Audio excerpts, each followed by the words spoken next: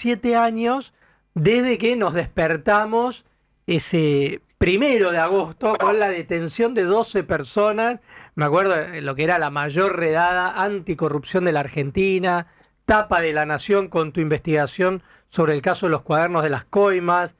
Y bueno, pasaron 7 años y recién el mes que viene va a ser la primera audiencia para organizar el juicio oral, que se supone que arrancará en noviembre. ¿Qué significó para vos esta investigación en tu carrera profesional y qué sentís al ver que está por arrancar finalmente el juicio oral y público del caso de los cuadernos de las coimas? Bueno, para mí significó, sin duda, que significó mucho porque fue como mucho trabajo, muchos años. Vos sabés que yo no me dedico a temas judiciales, nunca me dediqué a temas judiciales. Entonces, pero sí a mucha cobertura que tenía que ver con por así decirlo, elenco, ¿no? De contratistas del Estado, concesionarios de obra pública, en fin, constructores, y, y llegar, digamos, a contar lo que te diría que todos sabíamos, ¿no? Porque una vez te cuento una infidencia, pero Sí. una vez en un encuentro de empresarios, ¿no? Donde habían muchos empresarios, me llamaron a mí para dar una charla. Te estoy hablando allá por 2018, ¿no? Entonces eran todos CEOs de empresas grandes, en Mar del Plata, en el Coloquio Idea, ¿viste? Sí. Y entonces yo les digo, levante la mano, vamos a empezar, le digo, con un juego. Y le digo, levante la mano el que se enteró de que en la Argentina se pagan coimas en la obra pública por mi investigación. Y obviamente nadie levantó la mano, ¿no? Ya todos lo sabían. Nadie se enteró por lo que yo hice, ¿no? Pero bueno, para mí fue como muy, muy importante desde el punto de vista periodístico de mi carrera en aquel momento. Y después fue también todo un desafío, porque imagínate que hubo muchos enojados, incluso dentro de mis colegas, muchas agresiones, banqué muchos años de agresiones, de gente que me dijo y me dice de todo todavía. Eso me llevó como a tomar una cantidad de decisiones también de carrera, ¿no? De tus Por colegas, ejemplo, o me volví sea, bastante... sí. Sí, Ah, de mis colegas, digo, yo por ahí el otro día, para el Día del Periodista, eso que hice un posteo y eso, decía como que la verdad que yo las peores cosas las escuché que las digan de mí mis colegas, ni siquiera los políticos. complicado, sí, sí. Y sí, y bueno, también, viste, tomar decisiones, decir, bueno, no voy a contestar a nadie, me voy a quedar callado, voy a dejar que el tiempo precipite las cosas. Es una decisión que, como vos bien sabés, esas cosas van por dentro, viste, no es que son Sí, gratis, te ¿no? terminás Es decir, comiendo un dejar que, veneno que... claro, Sí, sí, es claro. complicado. Entonces, bueno, como sacar templanza donde no hay, esperar mucho tiempo, viste, hablar con la gente cercana para que no se dejen llevar por ese tipo de cosas, tratar de, como te digo, decirle, bueno, che, pero yo no tengo problema que hablen de mí, pero si quieren llamarme, acá está mi teléfono, viste, pero no, la verdad es que, digo, muy pocos, muy pocos, te había contado con los dedos de la mano, colegas me han llamado para checar alguna información que han publicado, ¿no? Entonces, bueno, nada, ahora viene el juicio, yo ya no tengo mucho que hacer ni que decir, ¿viste? Seré testigo, seguramente, Uh-huh. y bueno, será la justicia quien tendrá que decir quiénes son culpables y quiénes inocentes. Habrá que ver a quiénes les pueden probar y a quiénes no, y decidir eso, ¿viste? Para mí es como una etapa súper importante en mi vida periodística, pero finalmente yo no me quedé en eso, ¿no? Seguí trabajando y sigo trabajando todo el tiempo en todo lo que puedo. Sí, sí, de Pero hecho, sin duda fue un momento bisagra y va a ser ahora un momento difícil porque también no te olvides que se va a volver, digamos, a poner todo en primera plana de vuelta y después van a pasar otros 5 años a que haya sentencia, ¿entendés? sí, sí, Y es un eso poco sí, lenta la justicia. Vos decías claro, que seguís trabajando, obviamente. Ayer y hoy leí 2 notas tuyas que publicaste en La Nación sobre el acuerdo del gobierno con el Fondo Monetario Internacional. Pero antes de ir a la actualidad, quería seguir un poquito más sobre el tema del caso de los cuadernos de las coimas, porque vos publicaste un libro ese mismo año que se llamó Los cuadernos, cómo fue la investigación secreta del caso de corrupción más importante de la historia argentina.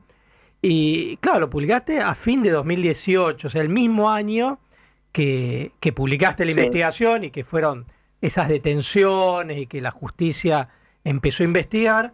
Ahora, lo que sí me gustaría saber es cuáles fueron los principales hallazgos en esa investigación. Es decir, para el que nos está escuchando, ¿qué es lo que descubriste ahí? ¿Qué se pudo judicializar? Mira, lo que nosotros encontramos es digamos, un confidente que en ningún momento lo hizo para que nosotros lo publiquemos, si no lo habrá hecho. Yo siempre, como siempre digo, viste, uno tiene que prepararse cuando haces una investigación de ese tipo para el peor escenario, ¿no? Y el peor escenario es que obviamente él no quería que se publique. Imagino que tendría algún otro interés, ¿no? Querría extorsionar, querría cubrirse si algún día pasaba algo, no lo sé, pero no me imagino que hubiese sido para publicar. Pero bueno, más allá de su intención, lo real es que nosotros lo que encontramos es un, te diría, como un GPS de la cosa más rudimentaria de cómo se recaudaba dinero, ¿viste? Que te digo que nosotros no, para mí no fue algo nuevo. A mí muchos de los protagonistas que en ese caso estaban contados, que o estaban narrados o estaban mencionados, a mí me lo habían contado, digamos, en confidencias, cómo hacían, ¿viste?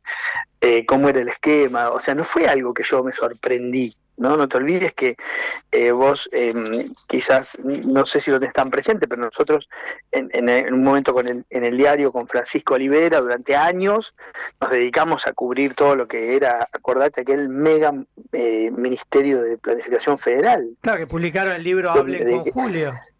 Claro, Sí, sí. y en Hablen con Julio, vos ya ahí tenías contado allá por 2008, estaba narrado cómo los tipos iban a las cocheras y se llevaban las recaudaciones de un auto a otro, las pasaban de un bolso a otro, ¿no? O sea, les hacían a los empresarios alquilar dos cocheras, ¿no? Entonces ibas en una cochera iba el auto de ellos con los bolsos, en la otra iba el del funcionario o el del emisario y pasaban de un baúl a otro en una cochera y salían. Y eso nosotros lo contamos en 2008.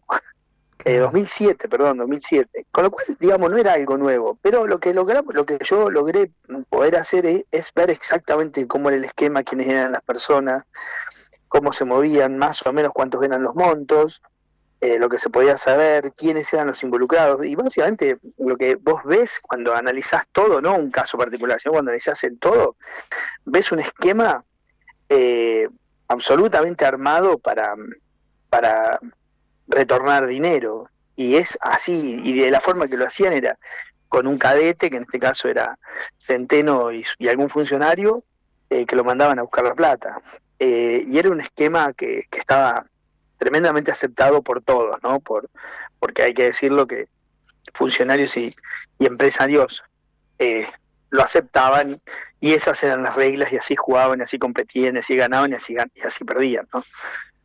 Y nosotros logramos contar eso, ¿viste? Con mucho detalle. A mí lo que me sorprendió es que la principal acusada ahí es Cristina Kirchner y que llevaban los bolsos a la casa donde ella vivía en Uruguay, ¿puede ser? Claro, uno de los lugares ¿cómo te diría? De recaudación. acopio. Sí. Claro, de acopio era el departamento de Juncal. Juncal, ¿te acordás? Donde viví, bueno, donde tuvo, claro, donde tuvo el atentado. Claro. En ese lugar ellos llevaban el dinero, muchas veces varios lo relatan, que el que juntaba la plata era Muñoz, todo ese dinero, gran parte del dinero era Muñoz, excepto cuando eran grandes montos que directamente se lo llevaban a Néstor, la Casa Rosada o a la Quinta de Olivos, y si no lo agarraba Muñoz y Muñoz lo llevaba a ese departamento, y casi todo terminaba en ese departamento, y hay narraciones que no son de empresarios nada, sino de exfuncionarios de Cristina, por ejemplo Uberti, que él cuenta haber entrado y que las casas eran todas valijas y valijas y valijas y valijas de dinero. Y lo cuenta Uberti, que fue exfuncionario del kirchnerismo, no lo cuenta alguien, digamos, del PRO, por ser extremo, ¿no? Lo cuenta un personaje que era, recordate de Uberti, que fue el Ocovi, el famoso responsable de la de la aduana paralela. Claro, exacto, y de la aduana paralela, la embajada paralela en Venezuela, y él cuenta cómo era, y también lo dice López, y bueno, hay muchos exfuncionarios arrepentidos que van contando cómo era el esquema. Era un esquema que terminaba copiando en 3 o 4 lugares. Uno de ellos era el departamento, el otro era la Quinta de Olivos y el otro era la Casa Rosada, cuando Néstor era presidente. ¿Cómo estás, Diego? Nicolás Luca te saluda. ¿Cómo Había, andás? había muchas cosas, antes de que surgiera la causa de los cuadernos, había muchas cosas que formaban parte del imaginario popular, ¿no? O sea, de los rumores que todos recibíamos o que nos llegaban de algún lado.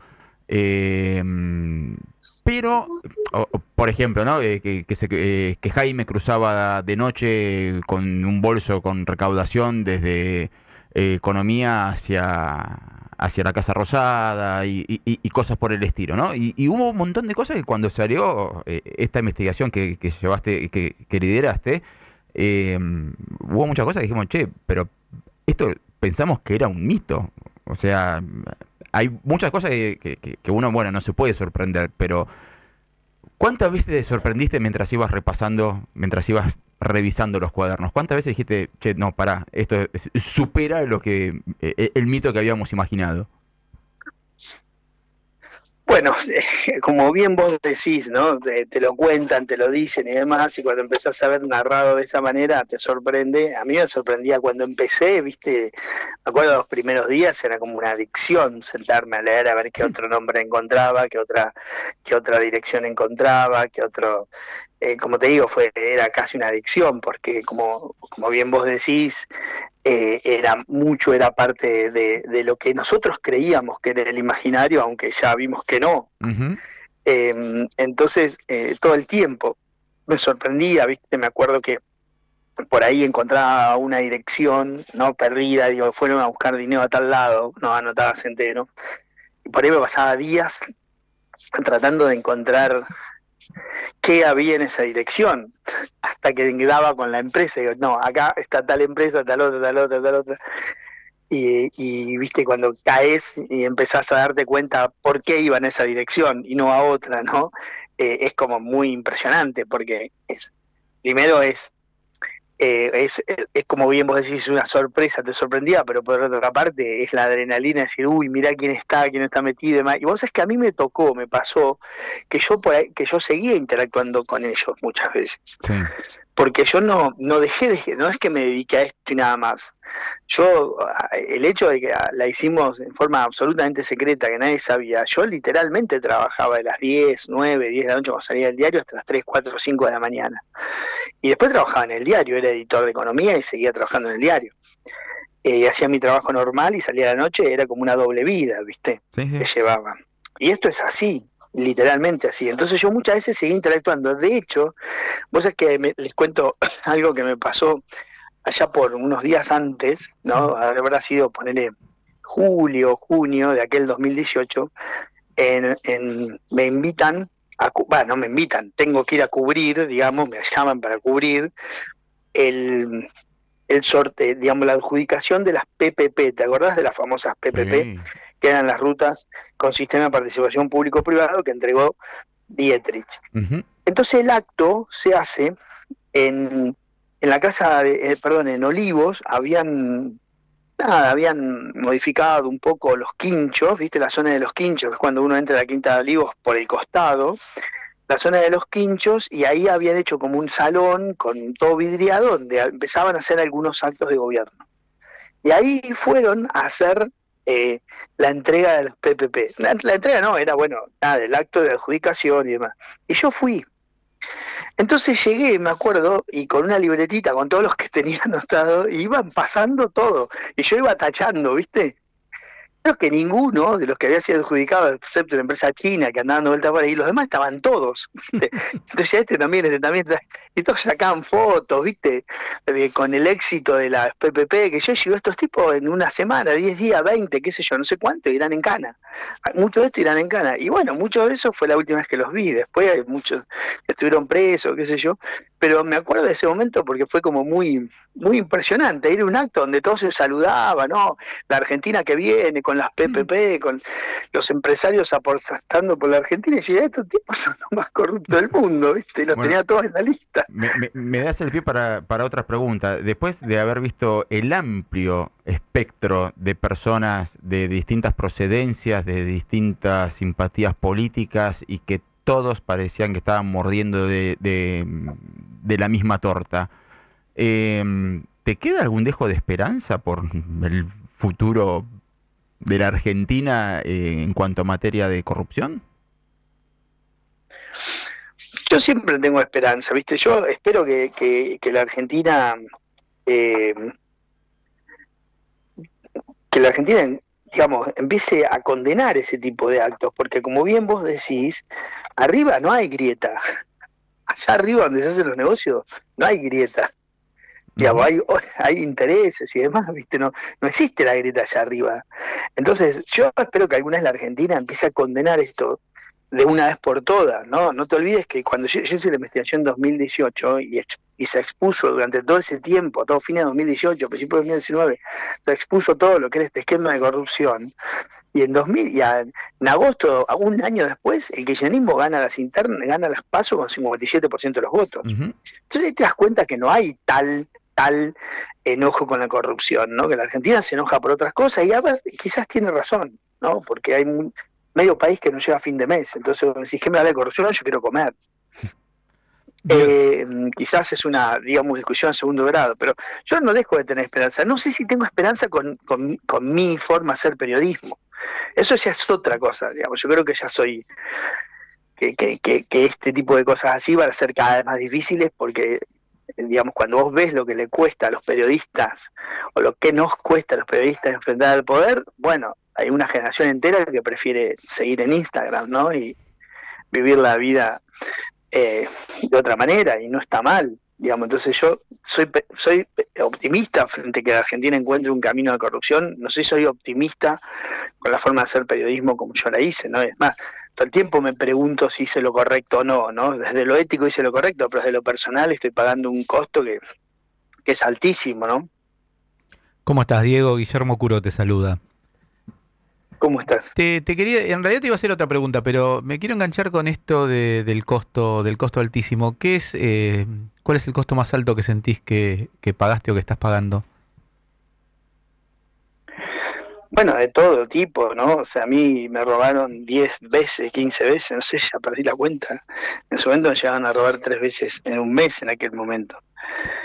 Tuve que dejar de hacer una vida social, tuve que tomar muchas decisiones personales. Como te digo, o sea, mira, para que tengas idea, hace 20 días estuve afuera y por primera vez desde aquel momento me compré una computadora. No tenía computadora mía, pues me las robaron todas. Me las fueron robando en diferentes momentos. Rompieron el auto, me engancharon en la bici, me robaron, le robaron a mis hijos, en fin, me pasó de todo. Me persiguieron. Y ahora por primera vez me compré una computadora. Dije, bueno, me voy a comprar una computadora, qué sé yo, 7 años después. Porque tengo la del diario, no tengo otra computadora, no tengo una computadora mía. Porque ya estoy acobardado a que me roben, qué sé yo.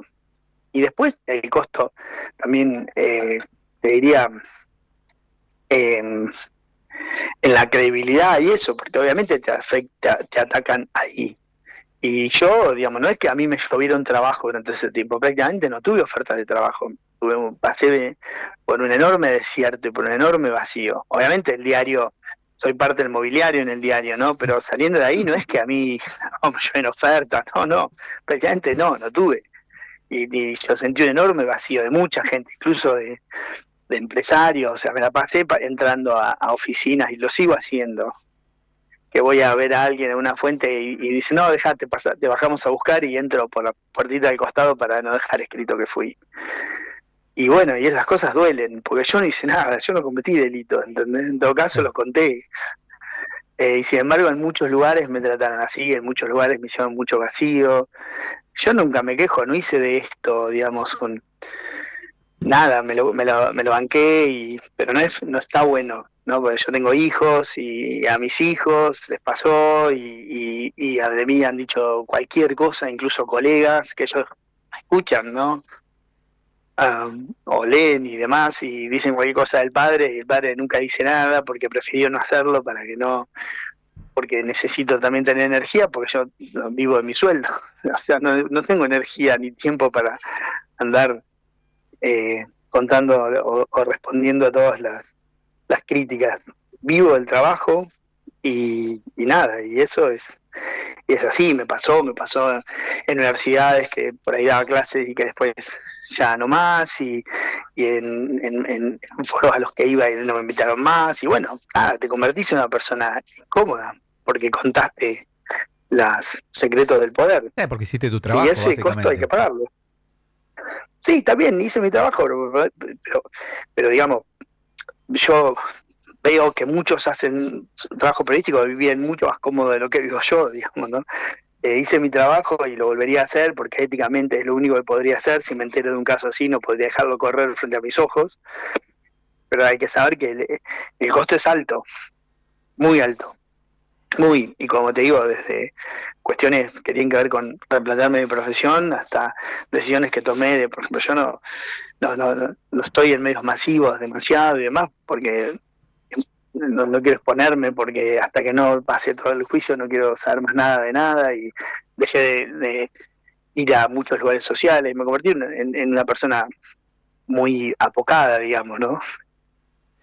Y bueno, y eso es así. Ahí también algo interesante de esto que vos contás es que, claro, es la primera vez que uno veía en esos cuadernos y en las pruebas que pudieron juntar y aportar a la justicia nombres, datos, fechas, vínculos que tiene más de 150 imputados esta causa.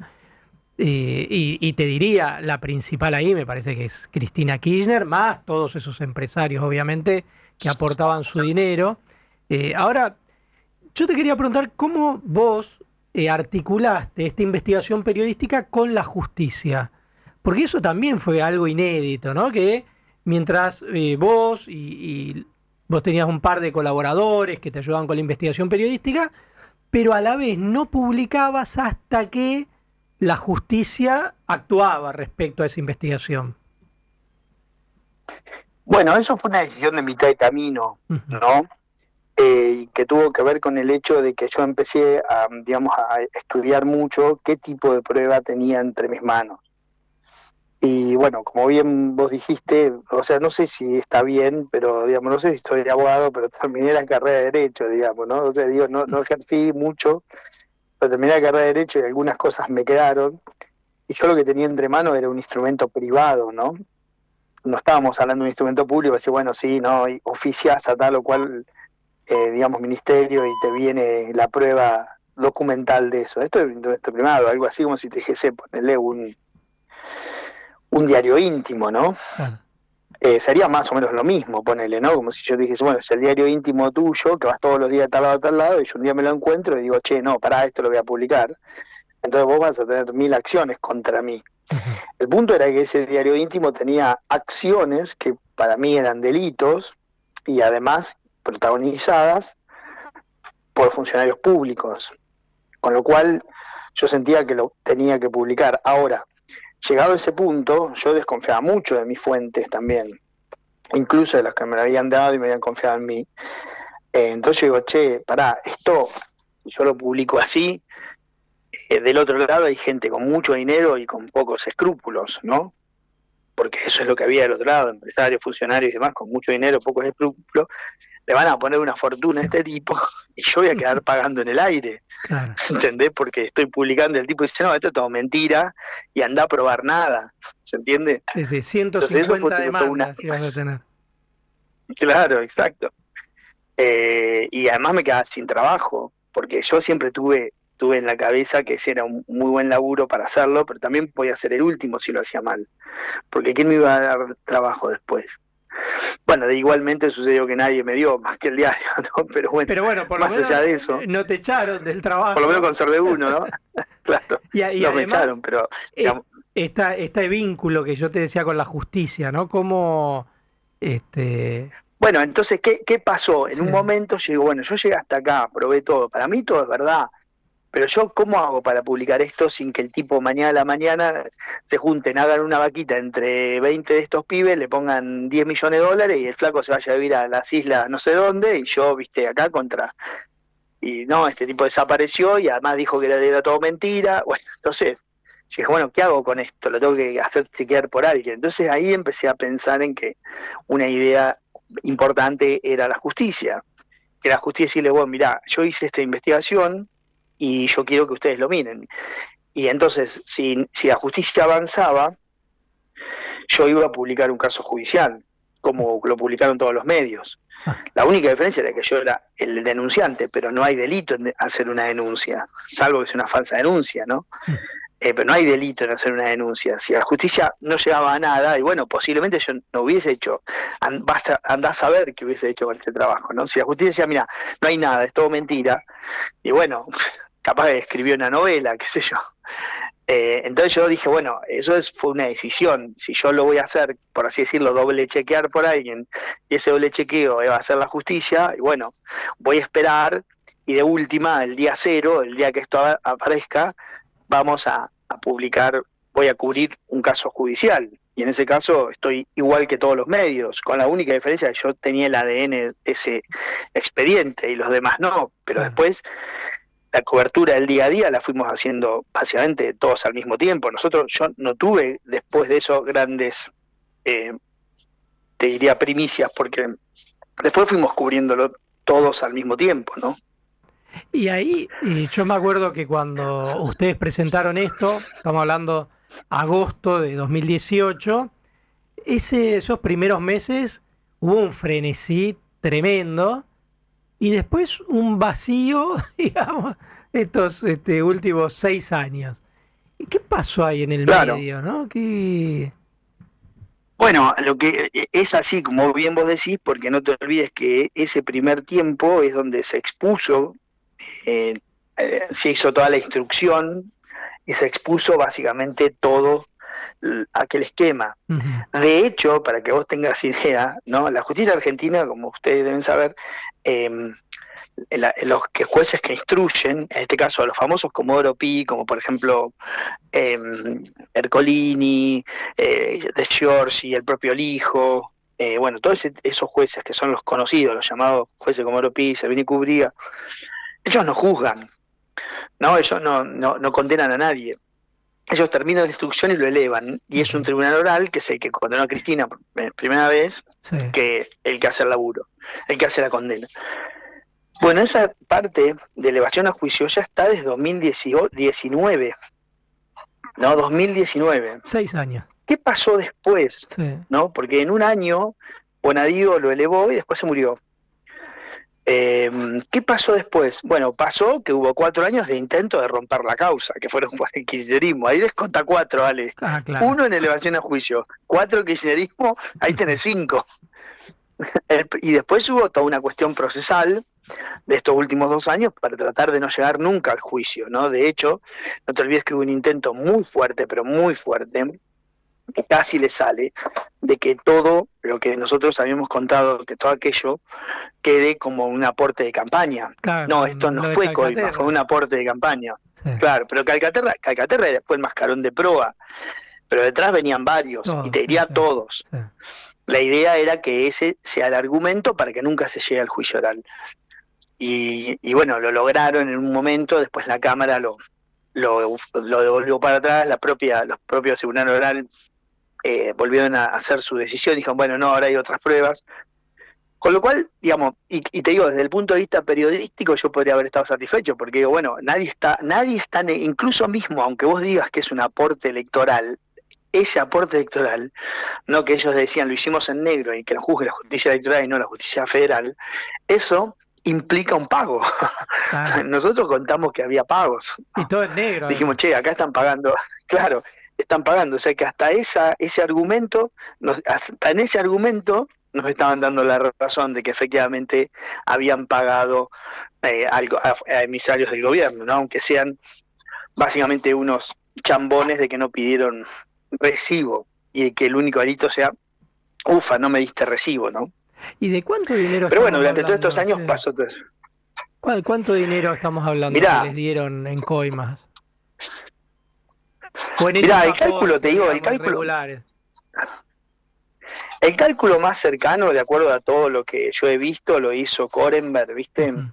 Que lo hizo en aquel momento cuando era profesor de universidad, de la UBA, y miembro del CONICET, y él hizo un aporte básicamente diciendo, bueno, si pagaron el 10% de la obra pública, si pusieron el 5% de los subsidios al transporte, si esto, si el otro, bueno, la cuenta en aquel momento daba 35.000 millones de dólares. Y ahora la actualizó y le da 40 y pico mil millones de dólares, que no fueron todos, digamos, recaudados por este esquema de Centeno, sin duda, ¿no? Estamos hablando de que este era un vertical de recaudación, pero no era el único. Y en este De hecho, vertical, Lázaro Báez sí. devolvía plata por otro lado. Y en este vertical, digamos, en esto que se va a juzgar ahora, más o menos cuánta plata habrán entregado. Y en su momento nosotros hicimos algunos cálculos de lo que está contado ahí, más o menos contado en el los relato, libros, en los digamos, cuadernos. Sí, más o menos alrededor de pasaron por ahí que tienen monto, porque hay una cantidad de retiros y eso que no tiene monto, pero lo que tiene monto estamos hablando más o menos de 250, 300 millones de dólares. Ah, Y tremendo. después Y después están una cantidad de cosas que no tienen el monto. Fuimos a tal lado. No dice, nos llevamos, No, fuimos con el no dice nada. bolso, pero no dice cuánto. Claro, Y los que claro, dicen entre exacto. 250 y 300 millones de dólares. Más o menos. Sí. Pero te juro que cuando vos repasás las cosas que han dicho los empresarios son increíbles, porque después ellos empezaron a tener miedo hasta de la DGI, ¿no? O de la FIP o del ARC ahora. Entonces decían, no, está bien, eran 200, pero eran pesos, 200 millones de pesos, 2 millones de pesos, no de dólares, ¿viste? Claro, después Bueno, querían porque cambiar la claro, después, declaración que habían hecho. claro. Por ejemplo, Ferreira, que es electroingeniero, dice yo soy un antiimperialista y no sé qué, y nunca no me gustan los dólares, así que es verdad que yo pagaba, pero era para la campaña, pero todo era en pesos, decía. Bueno, Claro, cosas bueno, insólitas. nadie te pidió tanto, ¿ves? Sí, insólito. Corrupto pero patriota. Claro, pero en pesos. No, increíble. Bueno, no, la verdad que desde acá obviamente agradecerte no solo la entrevista, sino el trabajo que has venido haciendo. Eh, Huelga decirlo, pero sabés que contás con nuestro apoyo, nuestro respaldo. Gracias. Siempre, bueno, yo tengo tu libro también que publicaste hace muchos años. Siempre me preguntaba, ¿no? ¿Qué va a hacer la justicia con esto? Porque claro, una cosa es un funcionario corrupto, incluso hasta la expresidenta corrupta, y otra cosa es empresarios pagando coimas y que también pueden ser condenados por corrupción. Y sabemos lo que os ocurre, porque empresarios que pagaban, como bien decías, entre 250 y 300 millones de dólares, con el sistema que hay en la actualidad, y bueno, eso era difícil que se llegue a una condena judicial, porque la verdad que Argentina Sí, no además, tiene Ale, vos no te jurisdicción. olvides que estamos hablando de todos personajes muy poderosos de la Argentina, que iban aconsejados por los mejores estudios de la Argentina, decían, contá una parte de la verdad porque o estás complicado, ¿viste? O sea, yo estoy totalmente convencido de que nadie dijo toda la verdad. En estos casos siempre se administra la verdad. Bueno, ¿cuánto tengo que contar como para más o menos? Pero estaban aconsejados por los mejores estudios de abogados, a empresarios que nosotros los veíamos todo el tiempo, ¿viste? ¿Te acordás en aquellas Sí. sesiones donde iban a aplaudir cualquier medida oficial y presidentes de cámaras y demás? Y después Y de un día para reconocían otro, que habían pagado coimas en sus reconociendo. propias declaraciones. Y después, vos sabés que hay muchos casos, eso también es muy interesante, eso obviamente todo esto pasó por debajo del radar, por la vorágine, pero hay más o menos 31, 32, no me acuerdo cuántos, porque alguno murió arrepentidos, ¿no? Pero hay muchísimos te digo, no sé si 50 más, que en sus declaraciones indagatorias, sin haberse incorporado o sin haberse, digamos, adherido al régimen del arrepentido, en la indagatoria reconocen también que pagaban. Ajá. O sea, no es solamente los empresarios arrepentidos que iban y decían, bueno, sí, yo, viste, Para qué que sé les yo, baje la Wagner, ¿no? Te pena, contó. claro. Claro, no es solamente eso, sino muchos que sin estar como arrepentidos, sin adherirse al régimen, porque la abogada decía no te adhieras al régimen, pero en la indagatoria decían que sí, que habían pagado, que eran aportes de campaña, que no sé qué, pero que habían pagado, ¿no? Eh, para nosotros, digamos, que sea aporte de campaña o que sea para una causa solidaria, era relativamente lo mismo. Nosotros estábamos contando que ahí iban a recaudar dinero en negro, ¿no? A lugares muy oscuros de la Argentina. Sí, sí, todo aparte en bolsos, sin registro de nada, y bueno, y De evidentemente nada. de la obra pública que recaudaban los funcionarios del gobierno. Sí, sí, sí. Bueno, Así era, sí, de obra pública, de los contratos, mucho contrato, ujú, viste, muchos concesionarios también, viste, la verdad que era variado, no era solamente obra pública, ujú, viste, cualquier persona que necesitaba un favor del gobierno. Vos sabés que hay un caso, por ejemplo, de un empresario sí. que Barata le vendió, viste, pues también era un mundo de chantas, viste, de los dos lados. Le vendió que le iba a dar unos terrenos del ferrocarril, un desarrollador inmobiliario. Ujú. Y el tipo cuenta que le pagó $1.100.000 en cuota de $1.000.000. Y el contrato, viste que le iba a dar unos terrenos ferroviarios, que los iba a sacar del Estado, qué sé yo, y que se los iban a dar por un desarrollo. Le sacaron un palo 100 al tipo, el tipo terminó en cana, vivía en un country, un desarrollador. Le sacaron un palo 100 y obviamente nunca hubo ningún Ay, no, y contrato, ni nunca ningún aparecieron terreno, los ni nada. terrenos. Sí, no, nada, nada. Y el tipo lo cuenta, ¿viste? Cuenta, bueno, yo casi dice, soy un, Una digamos, ¿no? víctima. Por decirlo, sí, soy Ay, una víctima, pero pagué un palo 100, ¿viste? Y andás a ver los que la guita que le han sacado a muchos, vendiéndoles que les iban a hacer favores regulatorios, ujú. y eso nunca ocurría, ¿no? Andás a ver qué ha sucedido ahí también, porque obviamente hay una gran parte que nosotros no conocemos. Pero bueno, hay que decir que es una investigación muy importante, es la mayor investigación en temas de corrupción de la Argentina, con muchísima prueba. Y podemos decir que va a ser histórica, realmente, si efectivamente se concreta, porque venimos de Sí, sí, no te olvides postergaciones. que vienen, claro, y Sí, sí. además son, digamos, no te olvides que el derecho procesal argentino le da una cantidad de momentos a las defensas para oponer todo tipo de Ujú. excepciones y demás, y obviamente tienen el derecho a hacerlo, y la dilación, vos sabés bien que la dilación Puede hacer que es prescriba todos parte estos de, delitos. Sí. claro, y también es parte de la defensa, ¿no? Muchas defensas. O sea, si a mí me acusan de algo de que yo no soy culpable, yo quiero que empiece mañana a la mañana el juicio, ¿no? Vos Ujú. también, Sí, obvio. pero ellos no. Ellos, mientras Quieren más que demore, no empiezan, claro, mientras más demore mejor, ¿viste? Bueno, la dilación es una de las formas de defenderse y ellos la usan al extremo. Entonces, esperemos que alguna vez empiece. Y si empieza, seguramente va a haber como dos o tres rangos de sentencia, ¿no? Habrá algunos absueltos que aunque hayan hecho lo que hayan hecho no se los pueden probar, porque eso siempre sucede, la sí. justicia no puede probar todo en este, o sea, podés probarle a algunos, de hecho, por ejemplo, a David en el caso de Vialidad lo absolvieron, ¿no? Ujú. Porque a él no le pudieron probar. Y uno puede decir que era inocente y no sé, pero bueno, no se lo pudieron probar y lo tuvieron que declarar inocente. Claro. Y después habrá un rango de prueba menor para los empresarios que tienen el cohecho pasivo, como se llama, Sí.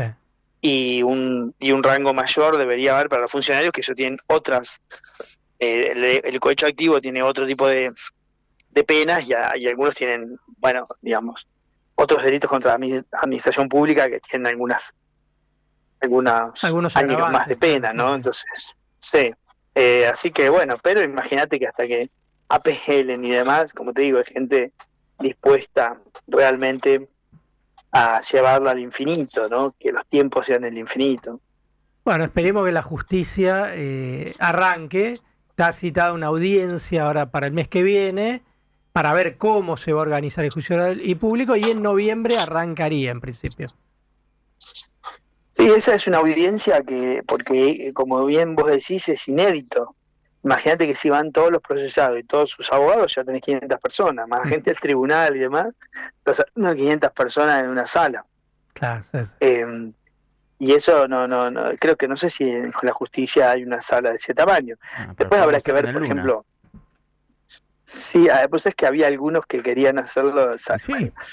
gente mal pensada, que piensa demasiado mal, lo querían hacer en la ballena del CCK, imagínate lo que hubiera sido, No, tremendo. lo que hubiera sido, Cuánta pero bueno, creatividad. sí, lo real es que tienen que ahora en esa audiencia la idea es que digan cómo va a ponerse de acuerdo de cómo va a ser el proceso. Como bien vos decís, es muy grande, por otra parte va a ser largo, por otra parte ese tribunal no es que tiene este solo caso, ¿viste? Ah, No es un tribunal ad hoc para este caso, debe tener centenares, no sé si miles de causas, con gente presa, con gente que también espera su digamos, la decisión sobre su caso, mucho más allá de ¿no? Entonces, hay que ver cuántos días por semana le dedican a audiencias a este caso. La verdad que no lo sé, es todo un desafío, porque como decimos, es un juicio muy, muy largo, ¿no? bueno, Diego, No sé sí. qué pasará. Bueno, ya nos pasamos Digo, muchísimo horario. Acá tenemos a nuestro productor que nos viene diciendo, tenemos 2 tandas atrasadas y en 10 minutos termina el bueno, programa. Pero nada, la bueno, verdad que súper interesante el diálogo y conocer en profundidad este tema que para nosotros es realmente muy importante. bueno, Ale, les mando un saludo enorme. Dale. Muchísimas gracias por el tiempo y por la charla. No, gracias a vos, Diego, y un fuerte abrazo. Chau, chau. Hasta luego. Era Diego Cabot, periodista, abogado y docente, prosecretario de redacción del diario La Nación. De lunes a viernes, de 4 a 6, lo que tenés que saber para comenzar tu día bien informado está en Panorama del Rotativo del Aire de Radio Rivadavia con Mario Portugal. Rivadavia, AM630. Todo lo que pasa, todo el día. Este mes, en Mar del Plata, vas a aplaudir con ganas, porque te propone una mega cartelera de espectáculos para todos los gustos. Recitales, teatro, stand-up, comedias musicales y muchas propuestas culturales más. Consulta la grilla completa de eventos en turismomardelplata.gov.ar. Mar del Plata, todo lo que sí. Existen muchos tipos de frío, pero ninguno se compara con el de dormir en la calle. Este año volvemos a aliviarlo con tu ayuda. Lleva tus sachets de leche y yogur a los puntos adheridos en Cava y Gran Buenos Aires. Es muy importante que los lleves vacíos y limpios. Con ellos vamos a fabricar protectores aislantes para personas en situación de calle. Aliviemos el otro frío. Conoce más en www.elotrofrio.org.ar. Consejo Publicitario Argentino. Chamas Group, DJs, sonido e iluminación, pantallas LEDs, servicios de técnica para corporativos